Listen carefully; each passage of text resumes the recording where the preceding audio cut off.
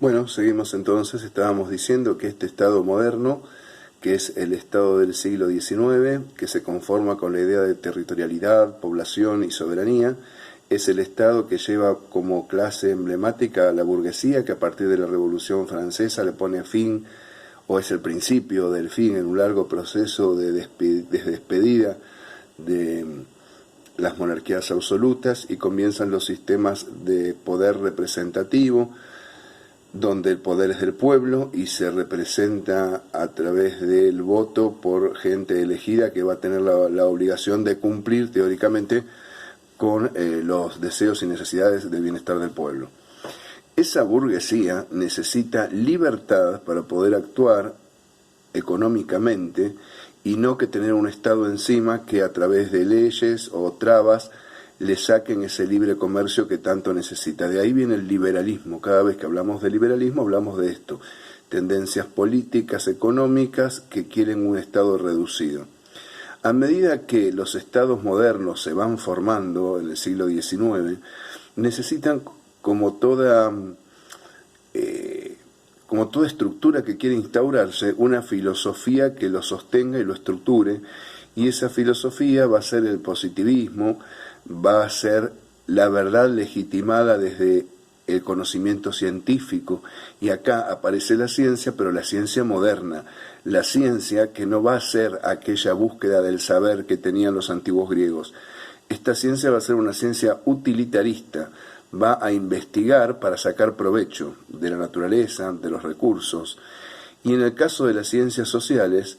con el objetivo de poder tener alguna especie de control, manejo o previsión sobre las conductas sociales a las que es necesaria adaptar al sistema capitalista de producción y de vida que está generando continuos intentos de revolución, movimientos de levantamientos, infelicidad, conflicto social. En este marco es que muchas de las ciencias sociales, como la sociología, la antropología, para estudiar a los sometidos en el imperialismo, la ciencia de la otredad, son ciencias que surgen, la antropología, por ejemplo, con dentro del marco de las teorías evolucionistas, la idea de que hay una sociedad que es la cúspide de la evolución, que es el hombre cristiano, blanco y europeo,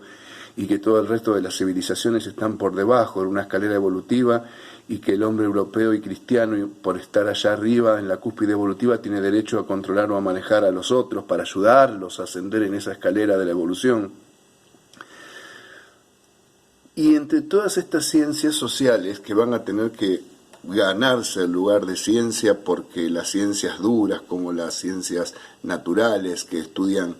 organismos, hechos concretos, la química, o las ciencias formales como la matemática, que pueden estar bien estrictas a un método científico que es la forma de proceder para producir conocimiento verdadero y validado. En el caso de las ciencias sociales eso se vuelve muy complejo, porque es muy difícil investigar, experimentar, básicamente experimentar en ciencias sociales. Entonces van a ser ciencias que hasta el día de hoy siguen luchando por lograr su estatus científico. Nosotros consideramos que sí son ciencias, pero con sus métodos propios, los métodos de las ciencias sociales. La historia en el siglo XIX va a ocupar un lugar muy importante como constructora de identidad de los estados, porque necesitamos ciudadanos que tengan un profundo sentimiento de pertenencia cultural a los estados que conforman, porque si es necesario tendrán que dar la vida por ello en las batallas,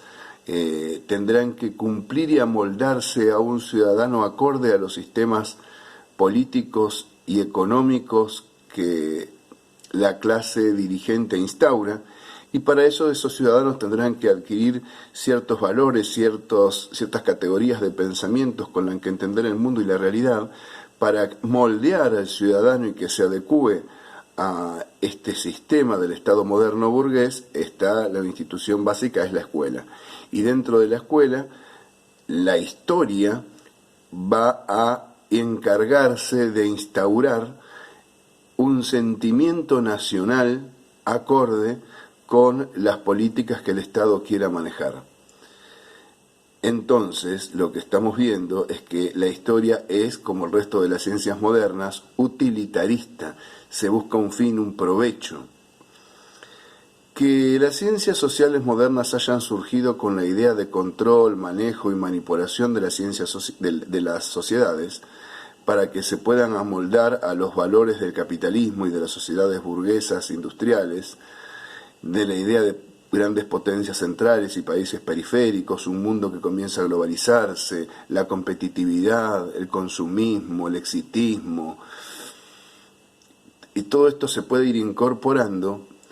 Es necesario entender que quien maneja el pasado maneja el futuro, porque no vamos a estar hablando de una historia que es cuestionadora de la realidad, es una historia que lo que va a tener es el sentido de instaurar formas de ser. Por otro lado, le dije que también la antropología surgió como una ciencia justificadora de la dominación del imperialismo. Era estudiar al otro para poder manejarlo, a los pueblos de América, de África, de Asia.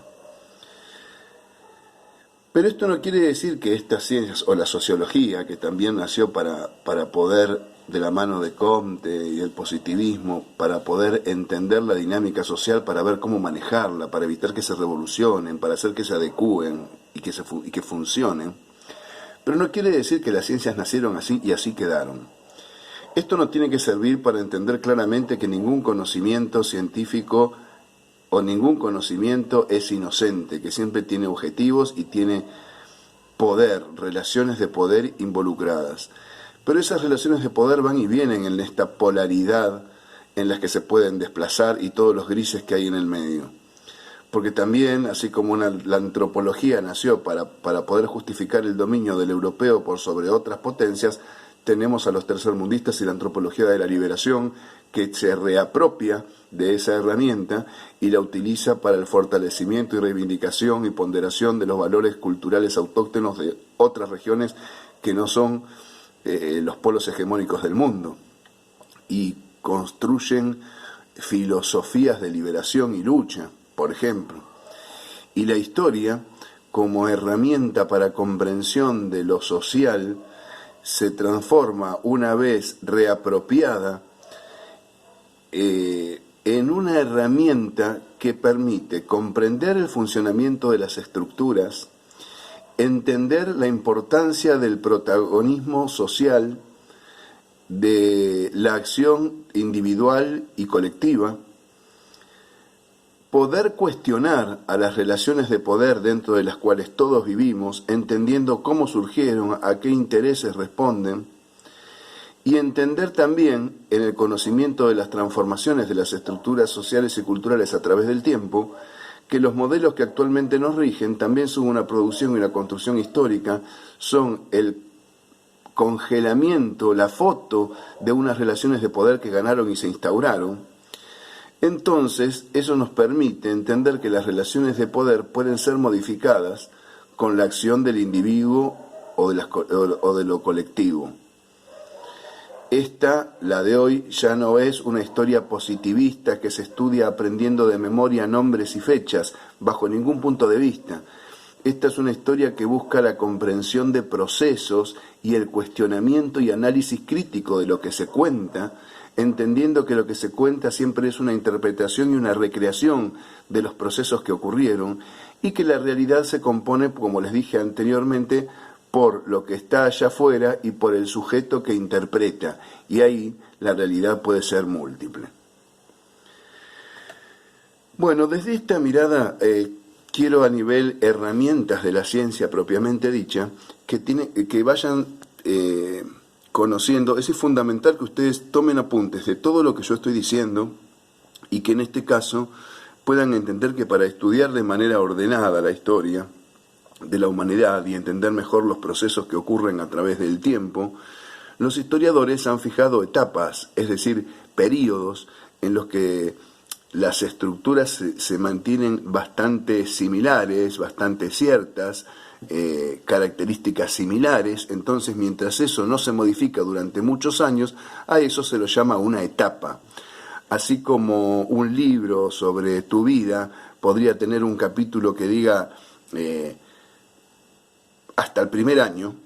y ahí un montón de estructuras serían similares, pero el segundo año ya empezaste a hablar, entonces entraste en una etapa nueva. Podríamos tener la etapa de sin habla y la etapa con habla, porque cuando las estructuras cambian grandemente, estamos hablando de distintas etapas. En primer lugar, existen dos grandes épocas en la división esta sistemática y metódica que la historia hace, porque no nos olvidemos que la historia estudia los procesos pasados del hombre, pero en una observación sistemática, metódica, por eso es una ciencia, y los ordena cronológicamente en relaciones de causalidad, para ser analizadas críticamente y que para conformar herramientas. En ese orden cronológico, en ese orden temporal, a eso nos referimos cuando hablamos de cronológico, primero que nada encontramos dos grandes etapas. Una es la etapa ágrafa, o sea, la etapa sin escritura,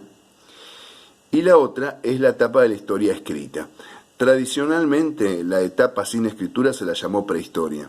Sin embargo, como no es un periodo antes de la historia, como su nombre pareciera indicar, en la actualidad se prefiere denominarla etapa ágrafa y no negarle la historicidad. Es una historia, pero sin escritura. Este periodo transcurre desde el surgimiento de los primeros humanos hasta la invención de la escritura. En toda esa etapa, desde el surgimiento de los primeros humanos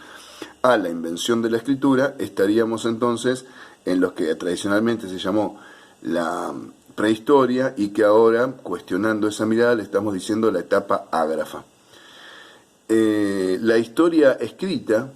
comienza con los primeros testimonios escritos, obviamente, o sea, ya son las primeras civilizaciones, donde, como vimos, veremos más adelante, Sumer, en la Mesopotamia asiática, donde quizá empezó la escritura. Ahí, a partir de ahí, empieza, digamos, la historia. Esas son las dos grandes macrodivisiones cronológicas que el método de la historia utiliza. Pero esta no es la única división. La mayoría de los historiadores dividen a la época ágrafa, o sea, a la prehistoria, la que nosotros ahora estamos estudiando, por ejemplo, donde se dio todo el proceso de evolución del hombre, en dos subperíodos según la forma de vida de las comunidades primitivas, el paleolítico y el neolítico. Otros historiadores dividen a esta etapa en edad de piedra, durante la cual las personas hacían sus herramientas con piedras básicamente, y la edad de los metales a partir